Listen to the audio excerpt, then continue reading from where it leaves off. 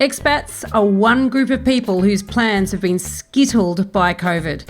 Some have moved back, but will they stay for good? And what of those who stayed put in London or Hong Kong or Singapore, etc.? Are they having second thoughts? And there's the 30,000 or so that haven't been able to get a flight. Will they still want to call Australia home after effectively being abandoned? And what are some of the financial implications of these decisions? Welcome to The Elephant in the Room. This is the podcast where we love to talk about the big things in property that never usually get talked about. I'm Veronica Morgan, real estate agent, buyer's agent, co-host of Foxtel's Location Australia and author of Auction Ready. And I'm Chris Bates, mortgage broker. Before we get started, I need to let you know that nothing we say on here can be taken as personal advice. We always recommend you engage the services of a professional. Don't forget that you can access the transcript for this episode on the website, as well as download our free full or forecaster report, Which Experts Can You Trust to Get It Right? theelephantintheroom.com.au. What's happening with expats in the face of COVID is something we've been asked a lot recently. There have been a lot of anecdotal evidence of expats returning and reoccupying their properties, leading to a shortage of family homes on the rental market.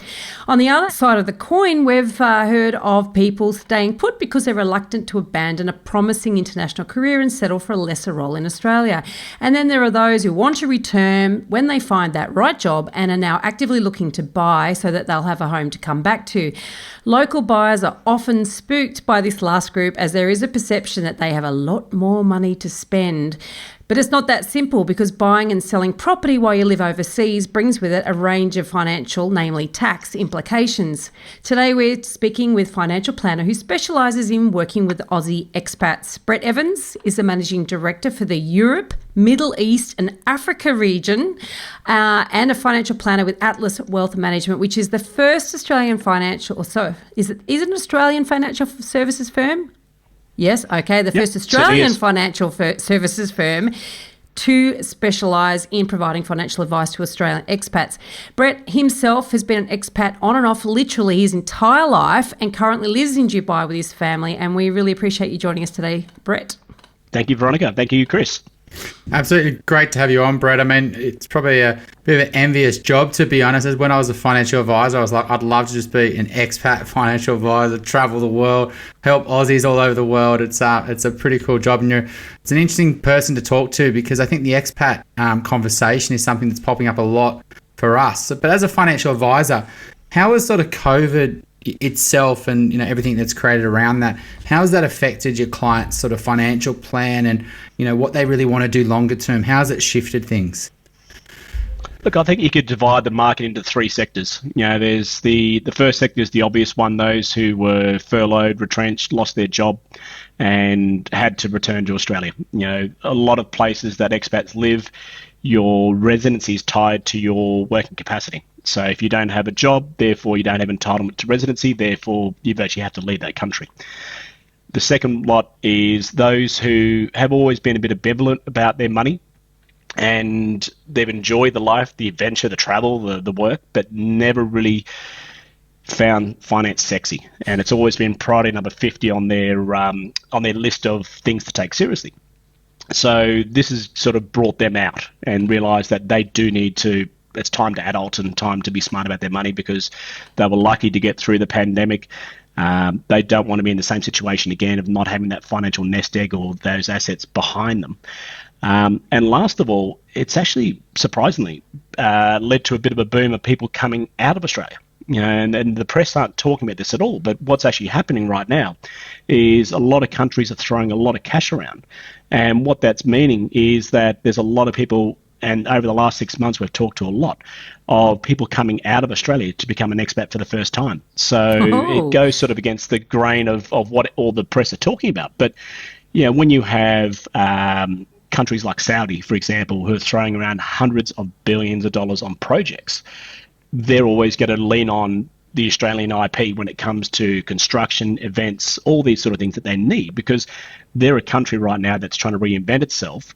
They're trying to get themselves away from the petrodollars, and they're almost embracing a Dubai, UAE type of ethos of being a destination as opposed to just a country that pumps a lot of black stuff out of the ground and makes a lot of money out of it.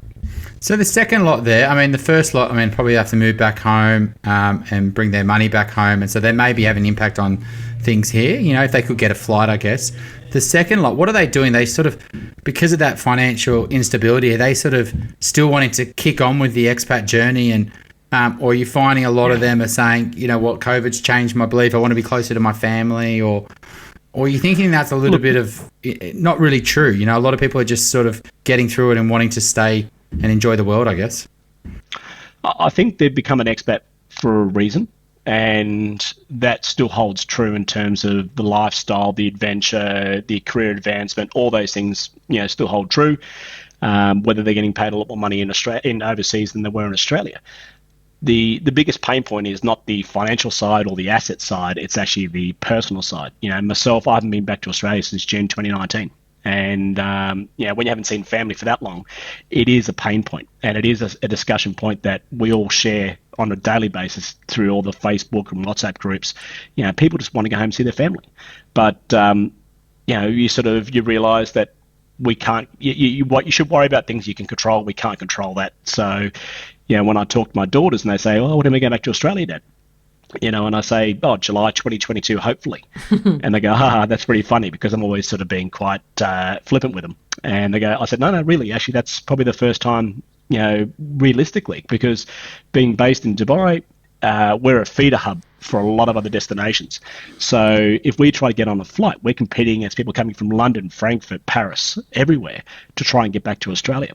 And, you know, I know from first-hand experience talking to clients, you know, there's 5 people arriving on planes at times. And if you want to buy a ticket, economy is not an option. Business class, first class are really the only ways you can get back to Australia. And you're going to be looking about $25,000 for a one-way flight. Now, I'm not going to spend $100,000 on tickets back to Australia, plus quarantine, plus all that sort of jazz.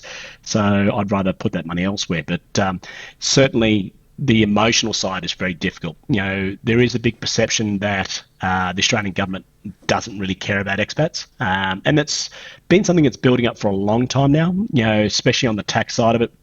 In 2012, we had the removal of the 50% capital gains discount for expats. 1 July last year, we had the removal of the main residence exemption. This year, they announced that they're going to look at changing the tax residency rules. You know, at the end of the day, the way the tax rules are designed, it ignores your citizenship. You know, we're treated no differently to a Russian or a Chinese or a British investor. So there is that detachment. And, you know, even at the quite senior levels of business around the world, people we speak to on a daily basis, you know, it's funny, politicians, they do what they do when it suits them. But when this all dies down, the first thing they want to do is get overseas and, you know, go on their junket trips and go on their trade missions and those sort of things. The first person they reach out to are expats to open doors. And a common conversation that's going on right now amongst the expat community is if these people do contact them to open doors, the doors will be slammed shut back on them. This is really interesting. And it's funny because I had never actually thought, I've been hearing about these changes to the taxation, and I'd love you to step us through each one of those recent changes if you could. But I'd never thought about it from the perspective of the Australian government basically is turning its back on expats. I mean, obviously, the very fact that it's been so difficult for people to get back home if they wanted to through this pandemic, that's pretty stark. But I hadn't actually thought that it had been manifested in the tax system, as you've said there. So can you step us through that? You sort of going back to 2012, did you say, or 2012? Yep. 8th of March 2012. All right, you so know the date. As an Australian tax resident, as an Australian tax resident, you're entitled to a 50% capital gains discount if you hold an asset longer than 12 months. Yep. That was removed for expats. So what that means is if you buy an investment property today, hold it for 5 years and sell it, you're up for the full freight when it comes to tax on the capital gains tax. There's no recognition of your citizenship or ties to Australia. But what about if you move home and then sell it? It's prorated. Right. Yeah, it's prorated. So if you own it overseas for 5 years, move back to Australia, retain it for another 5 years as an Australian tax resident, the first 5 years you pay 100% tax. The next 5 years you only pay 50% tax. Right. So it still bites you and it catches a lot of people out. You know, we saw a lot of, not so much in the last couple of years, but probably 5 or 10 years ago, there were a lot of junket property trips of people, coming overseas, trying to sell off the plan properties in Melbourne, and we all know the apartments in South Bank and all those sort of things. Yep. And people were paying massive prices with a lot of commission loaded up, and they didn't realise that when they went back to Australia, and then they sold it a couple of years later, and then the accountant does the tax return and goes, well, what's all this over here? It's like, well, yeah, you're a non-resident for that period, so therefore you pay full tax. So it normally catches people after the fact. If they were lucky enough to actually make a gain on those investments. But I'm glad you prefaced that. That's the other one too. We've still got clients who are sitting on zero gains and most likely losses in some of those places. Mm-hmm. The second one you spoke about is a really interesting one, because it's the people who have bought, say, a property in Australia, and they sort of did it retrospective, right? Like they basically, you could be living in London, you have a house in Australia, and all of a sudden you could pay capital gains tax on something you lived in for 20 years in Australia. And what was the impact of that? And can you explain that a bit more? Because I was flabbergasted when I read about this, and it ended up going through Parliament, right? And ended up getting approved, which I was like, surely common sense is going to kick in, and it just never did. And so what actually happened there with your clients? Yeah, so with the main resident exemption, which is what you're referring to, it's probably the most punitive tax change I've ever seen in my whole life. I've been in the game for 25 years, and it wasn't even, I can sort of see what they're doing. This was just nefarious and bad. The fact that, and when we had clients who, up until 30 June last year, and the pandemic magnified the problem. So just for folks on the who are listening, as a main residence, you can live in a place as a principal place of residence. You can move out. Let's say you own a place in Melbourne, you can move to Brisbane, you can rent in Brisbane, you can put a tenant in Melbourne, and for up to 6 years, you're able to sell that property capital gains tax free. And Australian expats were entitled to that as an Australian citizen. What they did was they removed that exemption, which is bad enough as it is. I mean, if you have paid the time as an Australian tax-paying resident, you should be entitled to the benefits that go along with that. But what happened was, not only did they do that, and we were lobbying quite heavily for that demarcation to be the date you get on the plane. The way they wrote the legislation was, let's say, for example, you bought a house in North Ryde for $200,000. And you lived in it for 20 years, and that property is now worth obviously 7 figures. You jumped on a plane, flew overseas, and for whatever reason, and sometimes these reasons are pre-planned, sometimes they're emergency reasons why you do things. If you were to sell that property while overseas, you would pay capital gains tax all the way back to the early 90s. So the whole period of you living in that property as a main residence is being ignored. And we have seen people get caught by this. I had one gentleman who called me up, beginning of August last year, so just after the change went through. And he'd just signed a contract. He was living in Cyprus, and he just happened to stumble across one of our articles. And he said, what can I do to fix this? Because I'm going to be up for probably $500,000 in capital gains tax. And it wasn't a wealthy guy, just a guy who'd done the right thing, bought a place and, built up his wealth. And I said, the only way you can do it is cut a check to the purchaser for $50,000 or $100,000 to get him to walk away from the contract. Because at the end of the day, if he goes through with it, it's going to cost you a lot more. And I think, the biggest problem we see with these types of legislation is the Australian expat community pre-pandemic was, close to 1 million or just over 1 million. No one really knows how big it is. Even post-pandemic or during the period right now, there's still better than part of 600,000 Australians living overseas still. We don't vote. We're not allowed to vote. So Canberra can pass through legislation, and there's nothing we can do. They know that they can raise revenue this way, they know they can do this, but they can't be penalised at the polls. As opposed to, say, places like France, where you actually have a member of parliament who represents the French expatriates. And that would be a great thing to work towards down the track, because a lot of these pieces of legislation do get pushed through. Ourselves and about 4 or 5 other bodies lobbied very heavily in that first iteration of the main resident exemption change when it was released in 2017. And were able to stop the first draft. And then it went quiet, and we thought, okay, this is good. And then the second draft came through, and it just got rushed through lower house, upper house, and the rest is history. We were lobbying last year because the cutoff was 30 June. People were trying to return back to Australia to sell their properties, and they couldn't get into Australia because of the pandemic. Yeah, of course. So we lobbied Canberra to try and extend it by 12 months. It would not have been a change of legislation. It would have been very simple to do. And we got about 5,500 signatures in about 3 weeks, from expats trying to petition Canberra to do this.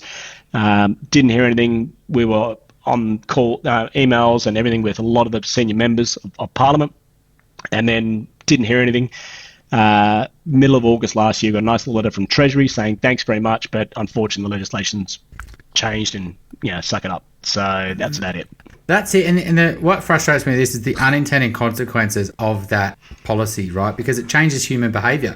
So you're living in London, you know that North Ryde example, let's say you're sitting on a $500,000 capital gains tax bill. Well, you're now disincentivized to sell that property because you could have sold it pre-30 June, right, and avoided the CGT potentially. But now if you sell it from now on, and if you're not planning to come back to Australia at any point, you just hold your property. So all these expats are going to hold Australian properties that they were their old homes because they can't afford to sell them because they don't want to pay the capital gains tax bill. So what they were trying to potentially do is encourage less expats to own Australian property, create more supply for Australians. But what they've done is just basically pigeonhole a bunch of Australian properties that will never be sold until the Aussies come back, which they may never come back. So it's completely, the unintended consequence is that you've created less supply. Instead of the Aussie in London saying, you know what, let's just sell that investment property because we don't need it anymore. And so, No, you're spot on. I tell clients, I say, sell your kids, sell a kidney, but just don't sell your property. Yeah. But was that really meant to be the intention, that it actually frees up more stock for Australians? Is it supposed? That was the joke about it. The title of this legislation was Housing Affordability Bill. That was the whole joke about it. I think what they were trying to do was, it was under the guise that it would improve supply in the market, it would bring down the prices because expats are buying everything, which is a joke. Expats haven't been that active, in the last 5 years for a number of reasons, tax being one of them. So it was sold under a false pretense, and it's just a joke.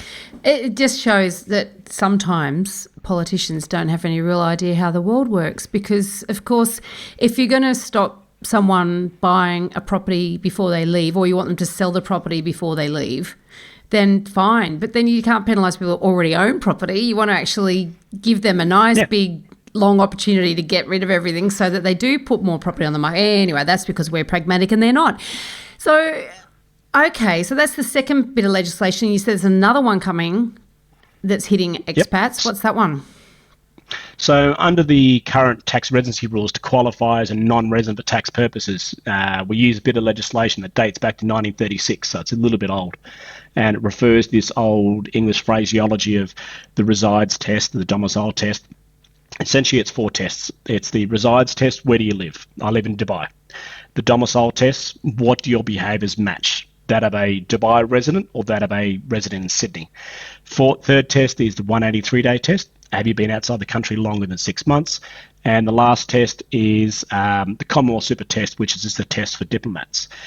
Under the new rules, they're going with what they call a bright line test. So what it means is there's like a couple of sub-tests. So the first question is, have you been out of the country greater than 183 days?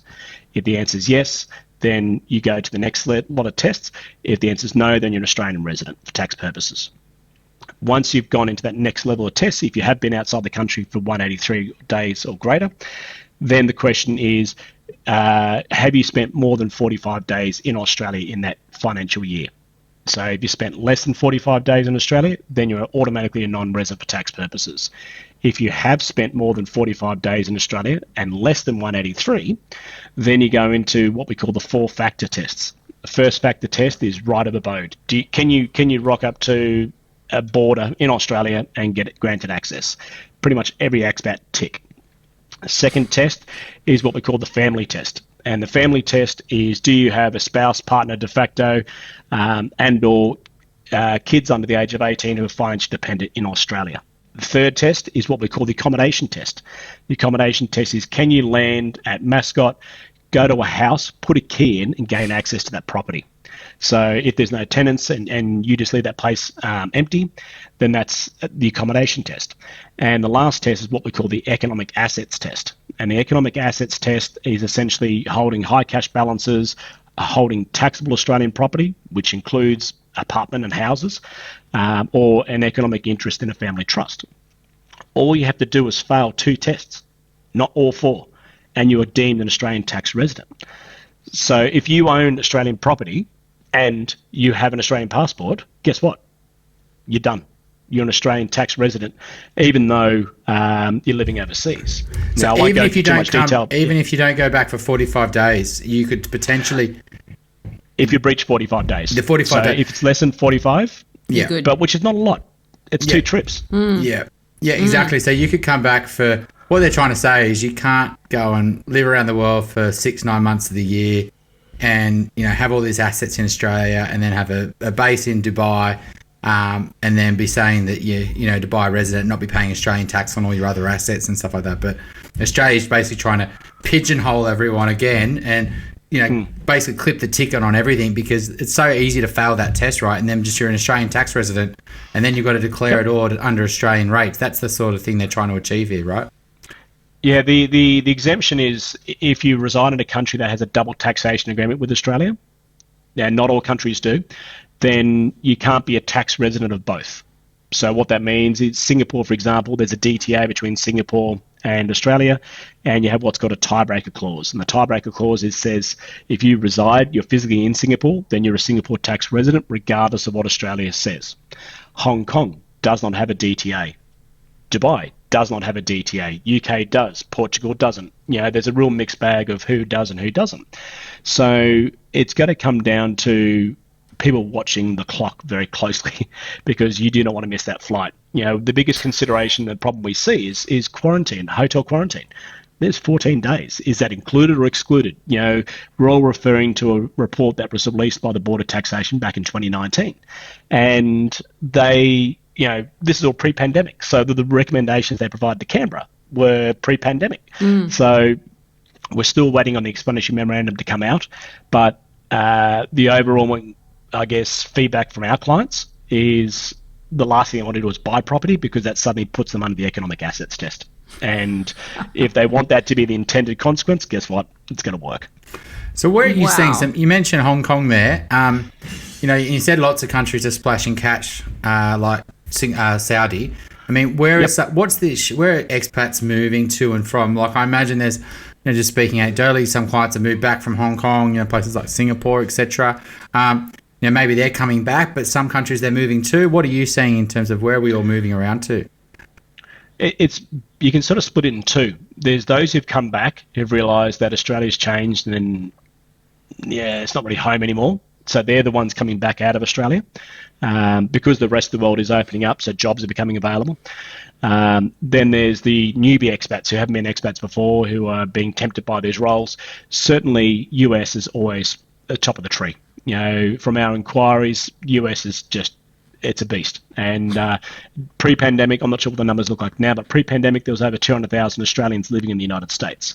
Now, when you look at companies, sectors like IT, which is very much a US dominated space, Australians have been going there in that capacity for a long time.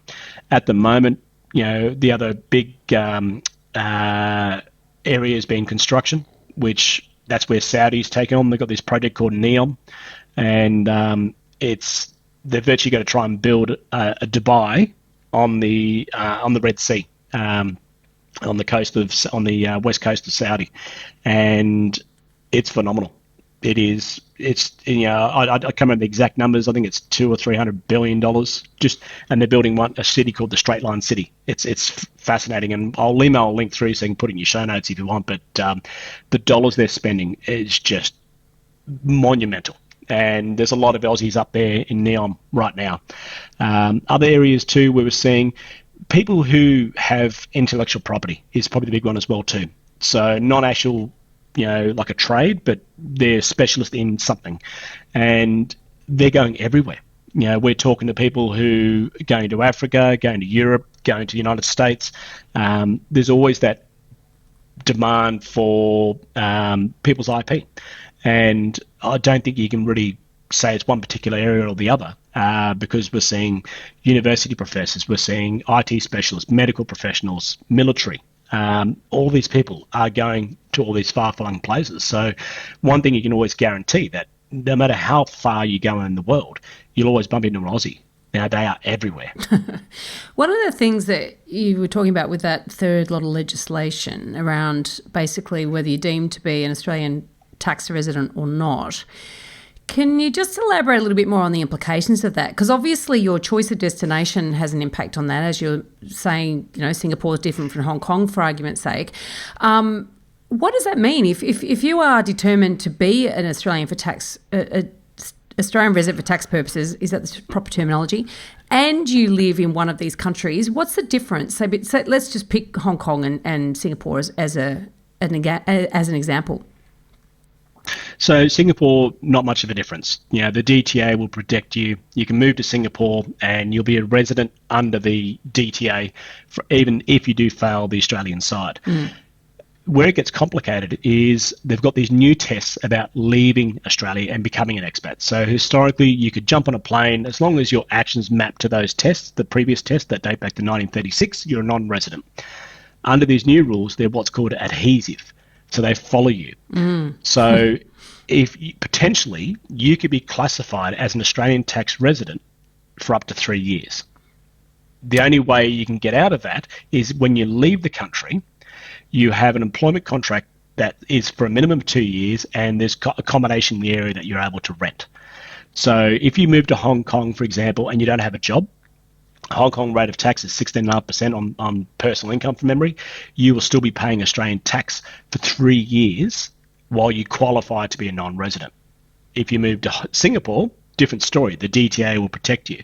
A great example is engineers and those in construction game moving to Saudi. 9 times out of 10, the Saudi contracts are a year rolling contract. So it goes for a year and they renew it indefinitely after that period. Even if it goes for 10 years, it's still 1 year contracts. If you move to Saudi, Saudi's a great country, but not exactly Australia or Singapore. There is a little bit of a hardship there from a Western expat's point of view. So you're paid a premium. If you leave Australia on a 1 year contract, you'll be paying Australian tax on a Saudi income. So it is quite huge. So those, in terms of how it's going to affect people. That's for 3 years, but unless after 3 years, though, you'd have to sell your property and you'd have to not come back for more than 45 days, basically. That would be the only way to get around it. Is that right? No, so when you leave the country to break your residency, you need to be out of Australia or not come back to Australia in those first 3 years for greater than 45 days, regardless of property, regardless of anything. You just cannot come back to Australia for more than a month to be on the safe side.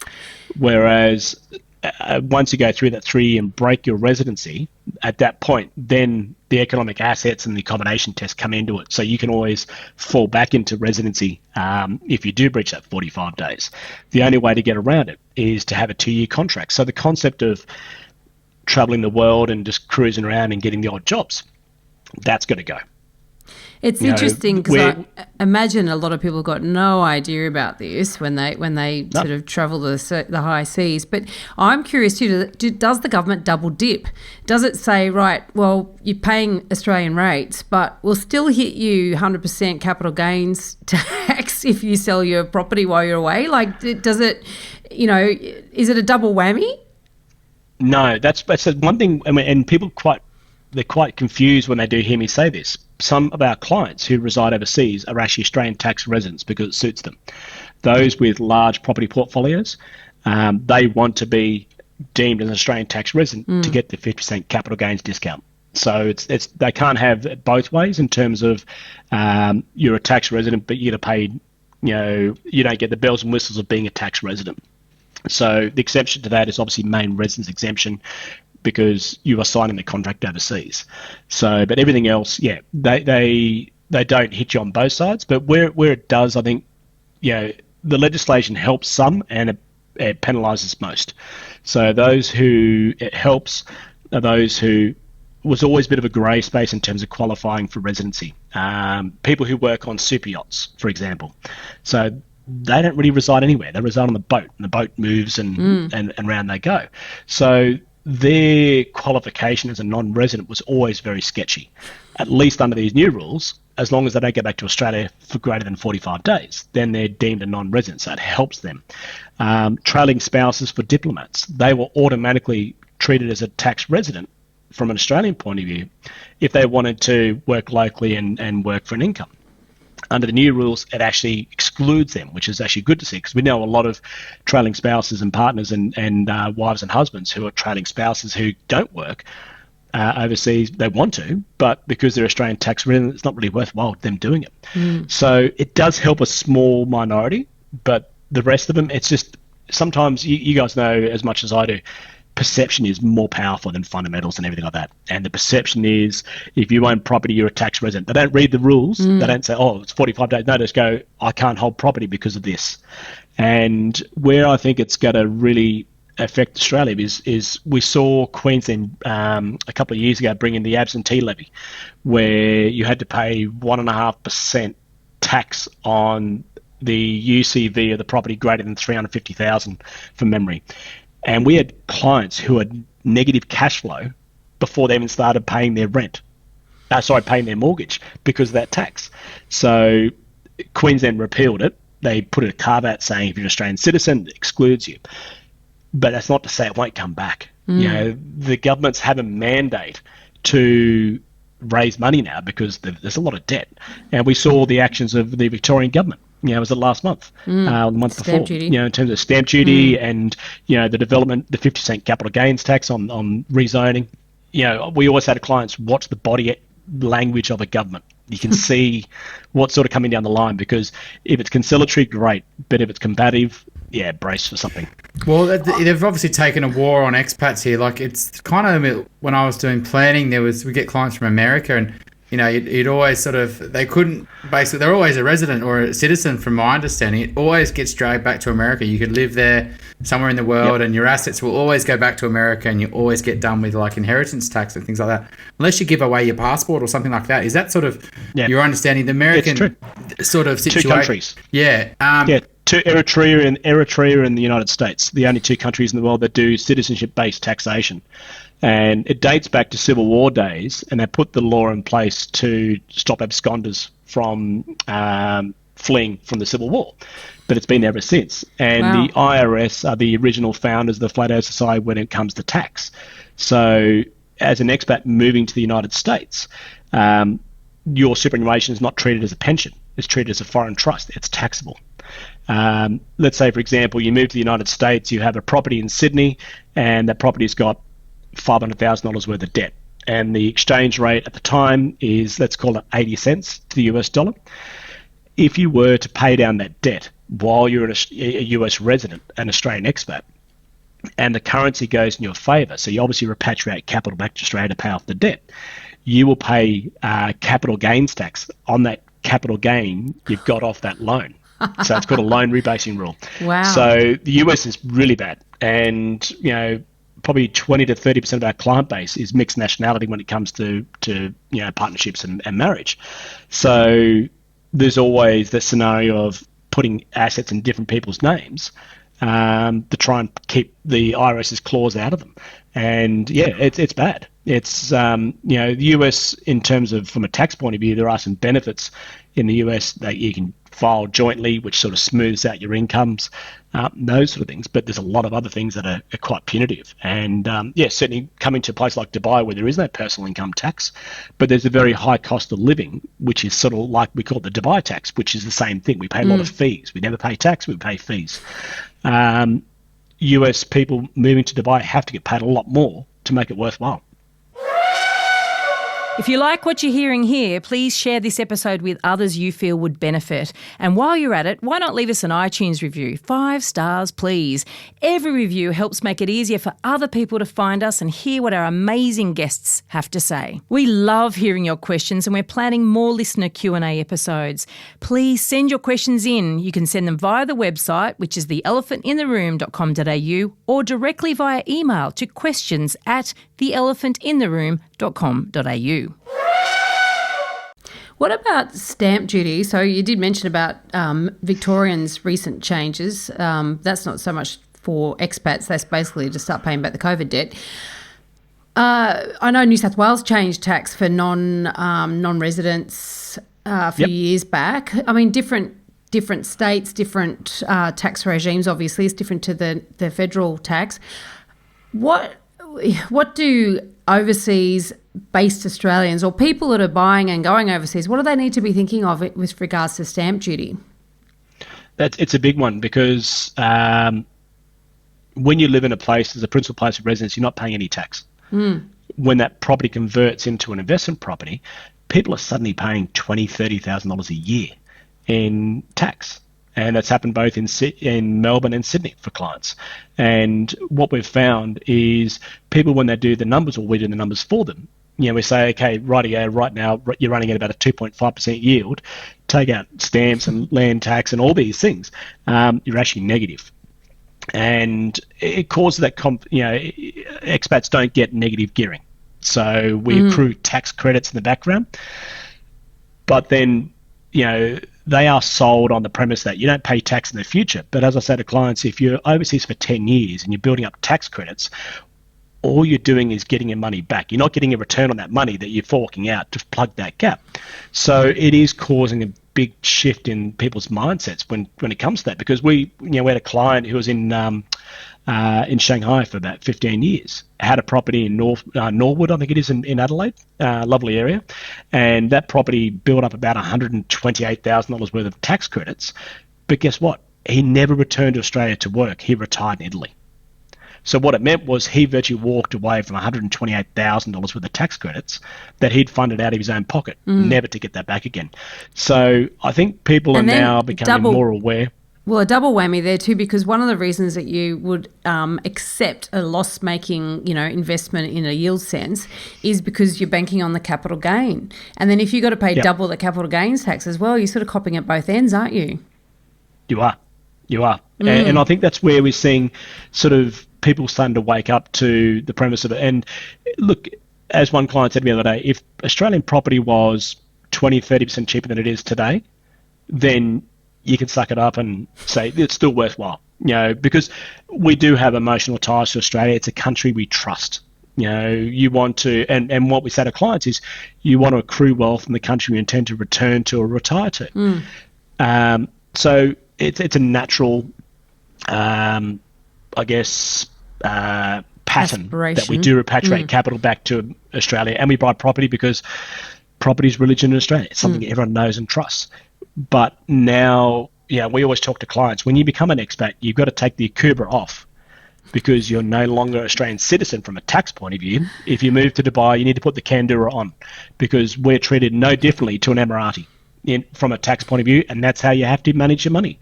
You have to be disciplined in that way. One of the biggest, failures we see with especially newbie expats is they get overseas, they get a job, they get extra free cash flow, and they do a rapid pay down of debt.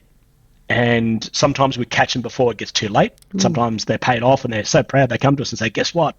I'm debt free. It's like, no, that's the wrong thing to do. And they're like, well, why is that? And I said, well, suddenly you've now gone into positive cash flow and you're paying 32.5% tax on all income that's coming through the door.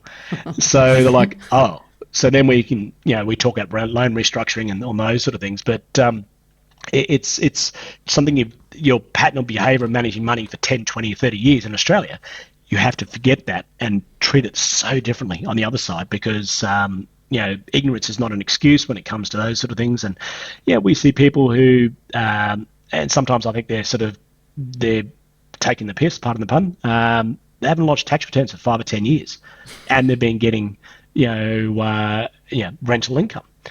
And usually they've missed the first year, oops, I forgot that one, second year, and then the third year, they're so panicked by the fact they haven't lodged the first 3, they just refuse to do them. And they're almost in tears, and you can sort of hear them taking vodka and tequila shots in the background, trying to talk about it because they're so nervous about it. And when I say to them, every month are you putting in, funding the difference? Yeah. It's like, well, they owe you money. And it suddenly changes their whole mental framework in terms of they thought they would have owed the ATO hundreds of thousands of dollars, and they don't. The ATO owes them in tax credits. But, once again, when people become an expat, they look at where they're going to live, kids got to go to school, travel. finance is like 50. And it's great when people reach out to us before they go, because we can tell them about MRE. Do not sell that property. Either sell it before you move or don't sell. The big problem we see with the MRE side of it is a lot of folks, they might have bought a one-bedroom apartment in Bondi. Husband and wife, boyfriend, girlfriend, fiance, doesn't matter. And then they go overseas together. 10 years later, they're coming back with a family. They can't fit into that one-bedroom Bondi apartment. So normally what they do is they'd sell in advance and then trade up to a bigger, and then they come back and move into that. They can't do that now. They virtually have to move back into this Bondi apartment, one bedroom with a whole family, live there for 6 to 12 months to re-establish the MRE, and then they can sell it. Yeah. So, I mean, I guess the Aussies who have come back because of COVID, have you got any idea of how many have come back? You said roughly that maybe there was 1 million and now there's 600,000 or something. So maybe 300-400 have come back. Is that, that's enormous. Yeah, is that that'd be a good number. Right. Okay. Wow. So that would definitely have, create a lot of demand for housing, right? Not all of them can afford to buy, but a lot of them would have cash and then be getting Aussie jobs. And when they've got the cash and the Aussie job, they're probably entering the market to get a home. But you're saying that maybe a lot of the Aussies overseas are, they don't want to come home. These tax rules are almost encouraging them just to stay away, to be honest. And you're also finding a lot of Aussies are probably leaving now because, there's jobs overseas. So maybe we've had that initial sort of hit, and maybe that's running out of steam. Yeah. And so, and maybe the investment. I don't think the hit was there. I don't think the hit was actually there in the first place. And, it's like I always said, averages are dangerous. And, we follow the Australian press here on a daily basis. So we see domain articles and all these sort of things, and we see the articles coming out. Expat buys his property for 20% over ask and all that sort of stuff. The majority of our clients who had to go back to Australia just moved back into their existing property. They didn't buy. Now, that creates, as Veronica said at the beginning, it creates a shortage on the rental market. I agree with that. But they weren't going back and buying everything because they had no jobs. They couldn't get a loan. So they're moving back in and making do. The other ones that are coming back, from the lending point of view, they had to rent because the Australian banks would not provide a loan unless they had 6 months worth of pay slips. So yes, there were some people, and look, we talked to people who have been overseas for 10, 20 years, and they've always said we'll go back at one point, and this was the emotional reason why they went back. And yes, they're walking in cash buys, and they're paying some pretty stupid numbers, but that is probably 2 to 5% of people coming back. The rest of people coming back, they're not the whales with the 7-figure bank balances who are walking and buying a place in wherever. It's the minority, not the majority, that's for sure. What about the people that are planning their return and they're still overseas though? I mean, what do they need to be thinking of when they're buying whilst they're still out of the country? Are there things they just need to be aware of? I mean, mortgage side. Yep. Sorry, Veronica. Yeah. Do they? And also, I was asking about the stamp duty earlier. It's my understanding that some non-residents have to pay more stamp duty than residents. Is that correct? That's correct. Yep. So there's more stamp duty, and if you leave it empty, there's the absentee surcharge down in Victoria as well too. So some of the costs are quite prohibitive. We had one client ask us the other day about a holiday place, and I said, don't. I said, you're better off buying renting a penthouse in a hotel on Collins Street than from a financial point of view than buying a place. Yeah. I mean, I think the Aussies moving back, we've seen a few, like, Hong Kong, one in London. But the thing is, they come to us and they're earning good money. But then we go look at banks, and there's not many banks that want to do expat lending. They all pulled the pin 4 or 5 years ago, or maybe a bit longer, even 6 years ago, like 2015, when the market was going crazy. They expats got hit first, and we can get CBA will lend you money and Westpac, but it's about 3 or 4 times income, right? It's nowhere near what you could if you were earning that money in Australia. And there's some banks that will lend, decent amount of money, but you've got to have a 30% deposit. And so expat lending is really quite tough. It's not, you can't borrow that much. And usually expats come to us and say, oh, I'm earning all this great money. What can I borrow? And I'm like, well, we can borrow $1 million. And they're like, shit, I need 2 or 3. So there's this real disconnect on the expat story, isn't it? It's not as big as people really think it is. There's that many expats really buying. one of the reasons we earlier this year we set up a division called Atlas Mortgages, which is purely expat mortgage broking for that reason, because we've been working with a guy called Jeremy Harper for many years. He's a former expat himself, mortgage broker. And it just became a bigger problem. People's default is to go to the big four banks, and when they hear no, they think, okay, that's it. No other banks will lend. Jeremy talks to, I think, 32 banks on a weekly basis, and it's all the second-tier banks. Yeah. Kudos, St. George's. Kudos, Heritage. And banks are different. Some banks will factor in allowances. If you have an accommodation allowance, they'll factor that in. Other ones won't. So, and it depends on the bank's risk appetite at the time. Some weeks, they're full of expat loans, so they don't want any, and then the next week they've paid a few out, so they're happy to take some more. It really comes back to different scenarios when it comes to the person. You have gold tier and silver tier currencies. So even though the dirham, what I earn, is pegged to the US dollar, it's a silver tier currency. So you take a 20% haircut on off the top. Whereas if you earn in a gold tier currency like US dollars, Hong Kong dollars, then it's a 10% haircut. Sometimes banks will apply the Australian marginal tax rate on your servicing ability, and sometimes they won't. It really is just, and that's one of the reasons why we, got Jeremy in to do Atlas Mortgages, because it is changing so quickly and it's so difficult and it's such a niche area. It's not something you do half pregnant. You can't do it on the side a bit. You have to be focused on just that space on a daily basis. But we are getting loans through. We've had development loans through. Believe it or not, we've actually got development loans for expats through. So, you just got to talk to the right bank, have the right scenario, and the stars can align, but it's not an easy process. A lot harder than someone walking in off the street from Oz anyway. Yeah. Are Aussies going back to where they've grown up, or are they going to different cities? Like in your, because they've been priced out of, say, Sydney, Melbourne, anecdotally, I've got a few clients who, different, not from, say, Sydney, or from Sydney or Melbourne or Adelaide, and they're moving to Brisbane, for example, there's been a few that I find a bit funny. They've never lived in these cities before, but they haven't saved as much cash as they thought they would overseas, or they haven't invested it and got, compounding investment returns because of leverage. And so they maybe have got $1 million, but they haven't got any Aussie property market exposure. So that $1 million doesn't go very far, right? No. And so, you're finding that as well, where people are going to places like, they're a bit more cheaper, even though they've earned quite a lot of money overseas. Yep. Yeah, that, and also they're going to where the perceived jobs are in their respective fields. So if your job is in an area that's like Perth, you'll move to Perth, whether you've lived there or not before, just to improve your chances of getting a job. Brisbane's been a big one, both from a cost of living point of view, a perception point of view in terms of, okay, it's always been, a nice place to visit and stuff, let's try there. And the other ones too, to me have been people who they just need somewhere temporary to wait out the storm of what's going on, and then they'll go back overseas again. So cost of living is just purely the reason for that alone. And do you think a lot of expats do want to do that? They just want to sort of travel around, have a time here, and then they're just true expats. Yeah. Like they don't really see. We call Australia. Our clients satellites. Yeah, they just orbit pre-pandemic, we called a lot of our clients boomerangs. So they'd come back into Australia, 6 months in, the husband would say, oh, yeah, it's not exactly what it used to be. And then 12 months in, both the husband and the wife are saying the same thing. Within 18 months, they're back overseas again.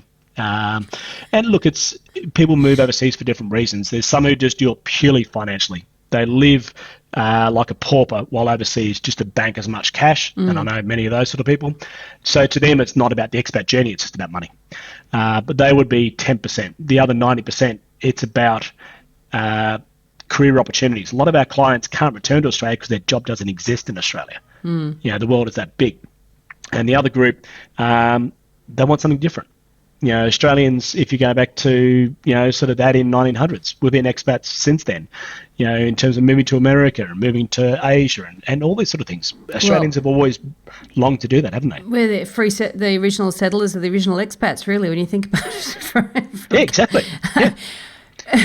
With the whole job thing, though, and I've known people that have gone overseas and then, they've risen to certain, senior ranks. And, of course, then they're in an industry, often in the finance industry, where there's just not those jobs in Australia. And so anybody who does want to return that's hotly contested for any senior roles, because every expat would love to get one if they can. But what about, in a small sense, work from home has meant that we can decentralise in Australia. You can go and live regionally or live in Brisbane if your job's in Melbourne now as a result of COVID, right? And is that happening on a global sense?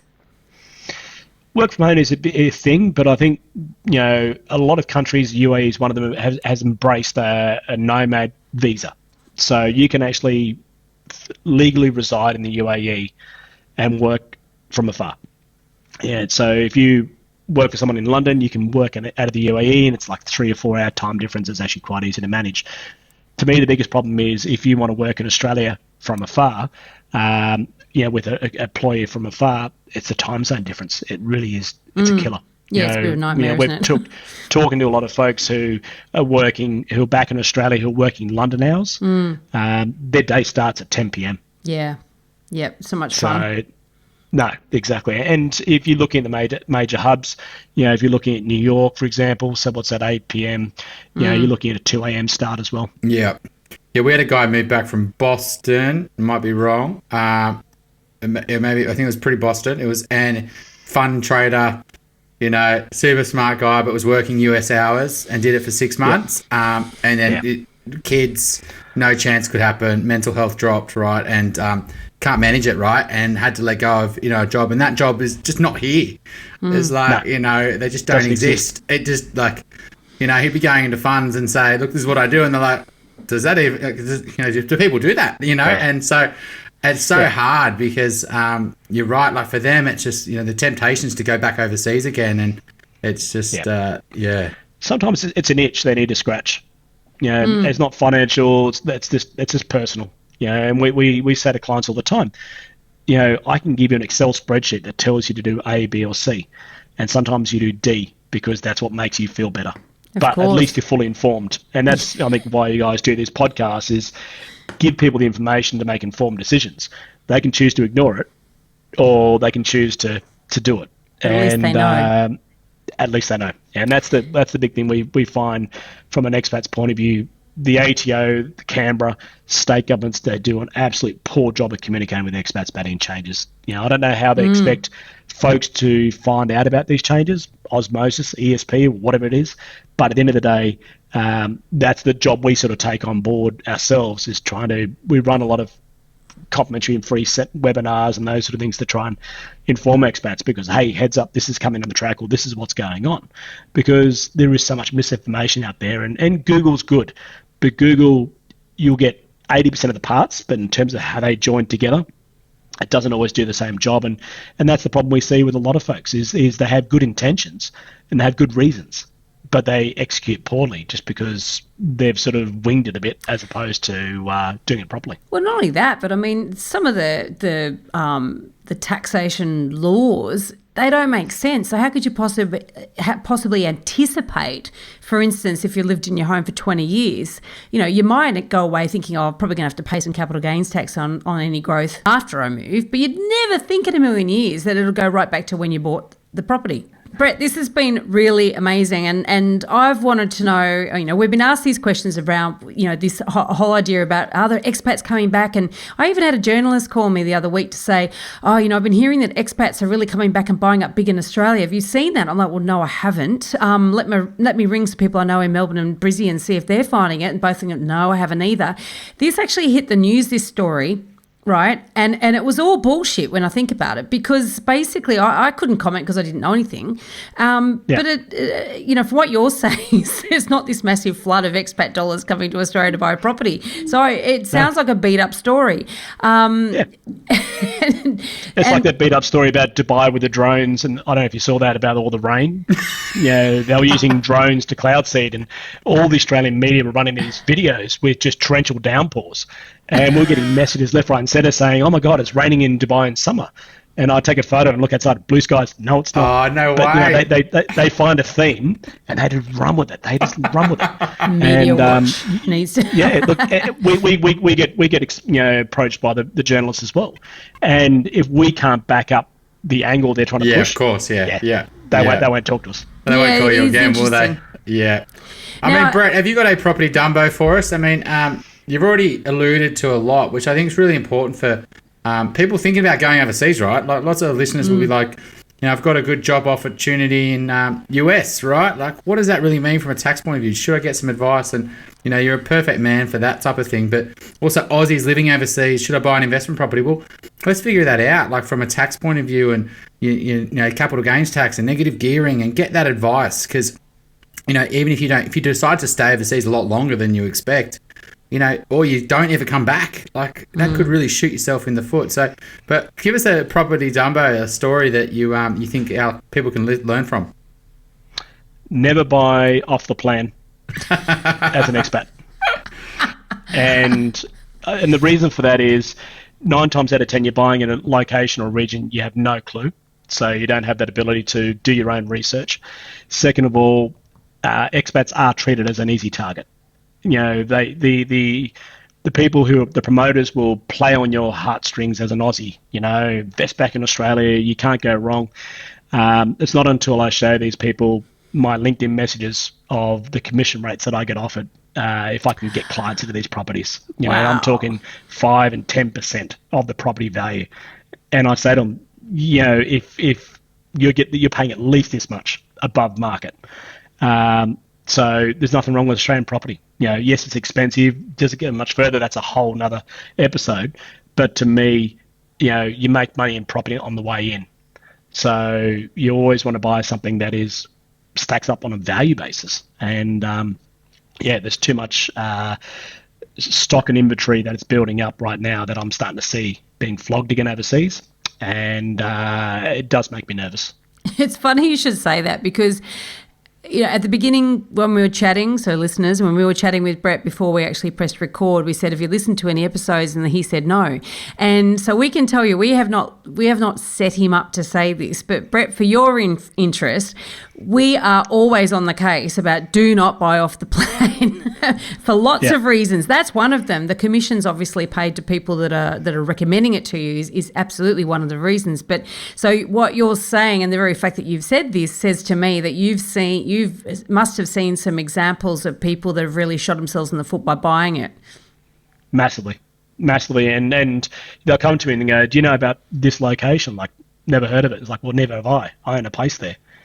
And it's scary. Would you buy a car without test driving it? Would you, it's just, I think sometimes people just, if it's easy, people aren't lazy, but they like to be if they can. And if it's put on a platter, just sign here, sir. Sign here, ma'am. And they feel good. They get that emotional currency by doing it. I'm providing for my family. I'm doing this and doing that. But, it's like the 5 Ps, isn't it? Prior preparation prevents blah, blah, blah. The same thing with buying property. You make money on the way in. And if you're paying above the odds for something that's worth a lot less, and it's not a good performing asset as well. Well, that's it. It's what you buy. Exactly. I think what's interesting to me in that story is that, what actually happens in expat world, right? It's that, there's a lot of financial planners that English, Aussies, living in these expat locations. You're an Aussie financial planner that's gone over there that is sort of dealing with Aussie sort of financial plans, right? You're doing Aussie regulation, right, in terms of your advice? Yeah, we call this the embassy. This office here in Dubai is under ASIC regulations and everything, as well as local. But everything's there's no different to if I was sitting in Sydney, Melbourne, or Brisbane. Yeah, exactly. And that's not what every financial planner in expat world is, right? So a lot of financial planners are basically a lot lower barrier to entry. The products they get offered can be commission based. And they're all commission based. They're salespeople. Yeah, exactly. Isle of Man, 10-year bonds. Yeah.